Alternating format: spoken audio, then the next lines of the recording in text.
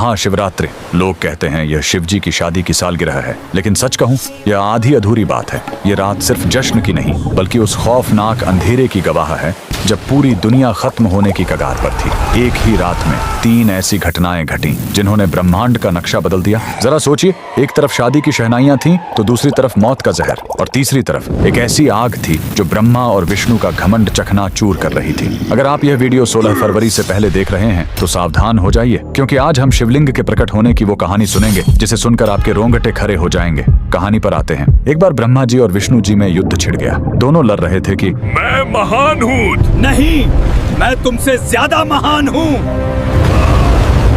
उनका यह घमंड जब दुनिया का संतुलन बिगाड़ने लगा, तब अचानक उनके बीच एक विशाल अनंत अग्नि स्तंभ प्रकट हुआ। वह आग का एक ऐसा खंभा था जिसका न कोई शुरुआत था न अंत। उस स्तंभ से एक भारी आवाज आई, जो मेरे आखिरी सिरे को खोज लेगा वही महान होगा।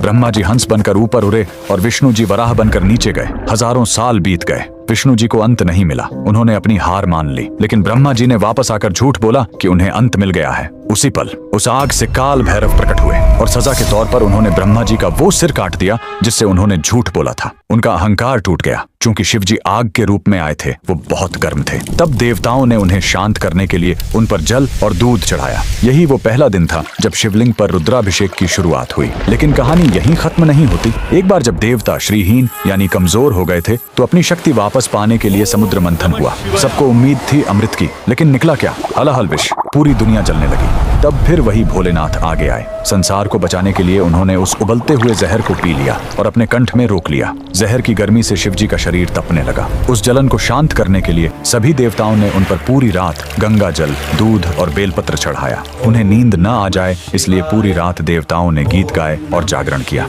यही वजह है कि महाशिवरात्रि पर हम पूरी रात जागते हैं। लेकिन रुको, यह रात इतनी डरावनी भी नहीं है। इसी रात प्रेम की जीत भी हुई थी। जब माता सती ने अपने प्राण त्यागे थे तो शिव जी पूरी तरह टूट गए थे। वो वैरागी बन गए, दुनिया छोड़कर समाधि में चले गए। तब माता सती ने पार्वती के रूप में जन्म लिया। उन्होंने हजारों साल तक कठोर तपस्या की, सिर्फ अपने शिव को वापस पाने के लिए। आखिरकार भोलेनाथ पिघले। इसी महाशिवरात्रि की रात वो वैरागी फिर से दूल्हा बना और शिव शक्ति का मिलन हुआ। तो इस 16 फरवरी जब आप शिवलिंग पर लौटा भर जल चढ़ाएं, तो याद रखिएगा, आप उस आग को शांत कर रहे हैं और उस जहर के दर्द को कम कर रहे हैं। कमेंट में लिखें हर हर महादेव।